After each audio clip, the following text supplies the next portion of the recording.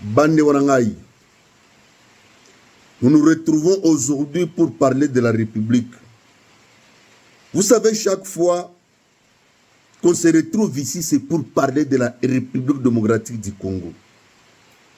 Ici, c'est un lieu, une rencontre où les Congolais qui aiment leur pays et qui aiment son frère congolais se rencontrent pour parler, pour partager.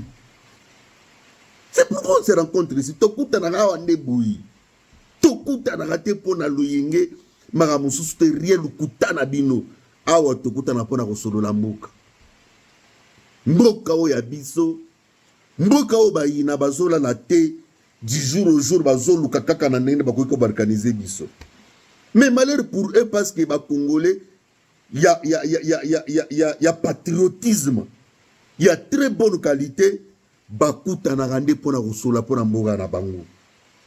Mboka o ya Patrice Emery Lumumba. Mboka o ya Musée Laurent Désiré Kabila. Mboka ya Tiens Tshisekedi wa Mulumba. Ne mboka na biso tokuta naga.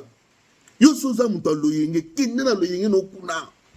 Muta ndomboro muta mafinga. Mutu yaka komela kaka. Komela kutu maite komela ka biloko yo mela kawana. Vanda kuna. Bande Warangaï. Toyokana nanu bien. Nous devons nous entendre. Nous devons nous entendre et nous devons nous unir. À ce temps, nous avons qu'un seul chemin, nous unir au plus profond de nous-mêmes. Nini eleki na Rwanda. Muto loyenge yo kakoto yo mutu yakabui. Ozaka mutu abui. Kutu maite o wana yo melaka na mutu ya mutu salaka te mutu ndombolo. Nini eleki na Rwanda. Entre Paul Kagame na Victoire Ingabire. Nini epoussé Willy Ngoma na Moïse Nyarukabo basenga dialogue officiellement. Oyokite yo oyoki kakate. Yo za muto distraction. Yo za muto ndombolo, oza muto loyenge donc oza mutu moko boy na mwana te na vie. Mutu mo yo kakate mutu moko donc mutu moko ya ba makambuka ya mabe. Partagez vidéo, likez vidéo. Partagez vidéo, likez pe vidéo, abonnez-vous sur notre chaîne. Awa bato balongola bilambate, awa buzo bezalakate, awa nde koki kovanda na salon no na bana, buzo kama solo oizo pesa bana révolution pour bana ko bundela mboka. Voilà. Partagez likez vidéo. Mutu ya nyamu nyamu. Mutu ya loyenge mutu ndombolo. Like vidéo yo. Nini epoussé Willy Ngoma na Moïse Nyarukabo bavanda basenga dialogue. Yo kite. Oyo kite. Siko ozo yo kate poani. Est-ce que tozolo en anglais awa? Yoka kutu yoka mutu moka luyenge mutu ndombolo yo tala équipe d'avance ya Fachi Beton est commis na États-Unis lobby regardez équipe d'avance ya Félix Antoine Tshisekedi Tshilombo, le commandant suprême des forces armées de la République du Congo, le commandant suprême de la police, le commandant suprême des services nationaux, le commandant suprême de Bazalendo, équipe d'avance nae, ba komi na États-Unis. Ba komi pona nini ukoye bande awa.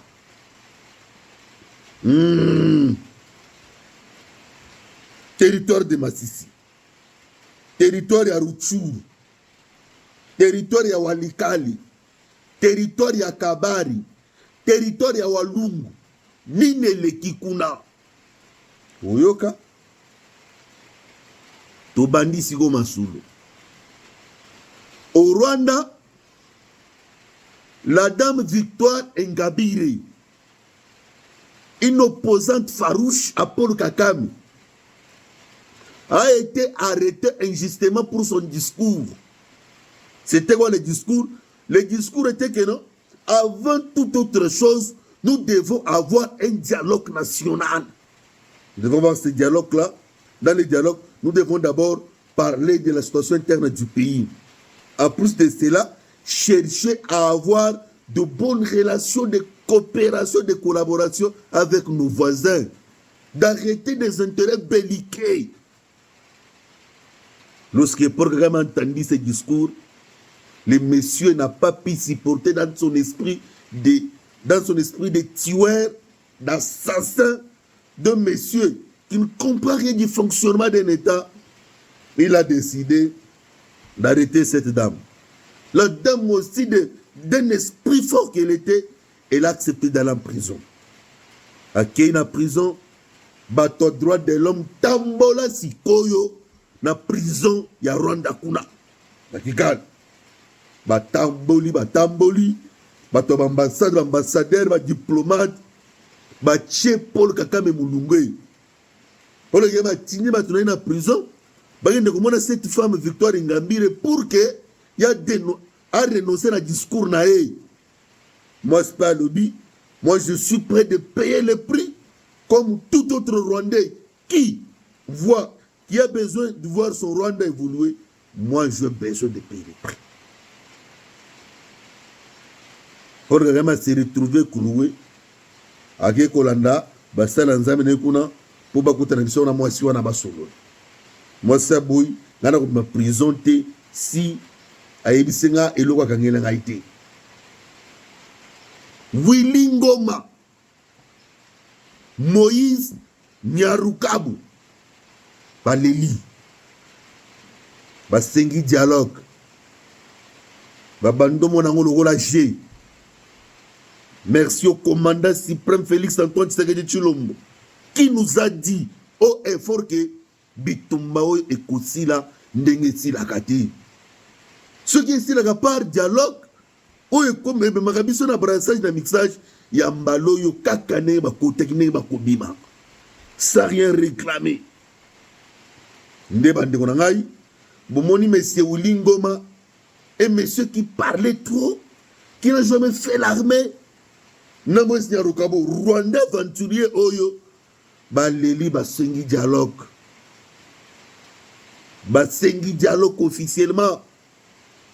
Babi Fachi ko bombarder na biso, Oyo ko bombardement ozo beta biso eleki. Fachi accepte ki to solo. To solo rate. Bino bo libérer na mboka bino bo kipe. Ce pays bo ko libérer. Vous serez exterminés tous, messieurs. Beaucoup sila. Mouton loyenge. Wilingo mouton dombolo mouton ne salaka bien te. Bilobela mwanza tout ça. Les lois commencent à dialogue. Wilingo ma rappelez-vous de tout ce que toi tu parlais de tes vidéos. Aventurier Wilingo. Olélite. Oléli messieurs. Bino bolobaki boya kozwa kisasa bino bokomi pe nanga komi président des aventuriers ndoto ababa drone na hélico de chasse ezo bombarder bino do boko sila messieurs. Merci au Félix Antoine Tshisekedi Tshilombo, un homme qui a un mental d'acier. C'est quoi aussi les nini mutalo yenge. Et bon, on a un mental d'ancienneté. Ma camo y affronté après avoir bakoy sa comme on a bouka mouton a reculé tout ce monde a mangé. Moutou ya nya ozapera mutalo yenge na mwana te na bima mutalo yenge. L'équipe d'avance du président Félix Antoine Tshisekedi Tshilombo est arrivée à Washington. Bakomi kuna na Washington. On a basolola. On a signé ce accord à partir du 21. Si tu as un accord de Sunyama, bazobi magane bakotaki. L'accord sera signé. Yos comme taloyingi. Mutu nyamu yo. Mutu ya ndombolo. Mutu moko boye. ozaka mutu aboyi mutu akomela kaka ozomela chaque jour ozomona degré ya masanga ndenge ezotrouble mutu. Voilà, peuple congolais, linga Congo, linga pende kuna yo congolais, bolingo ekota biso na mitema, botolo na bolingo na mitema. Cultivons l'amour dans nos cœurs, dressons nos fronts longtemps courbés et que Dieu bénisse le Congo.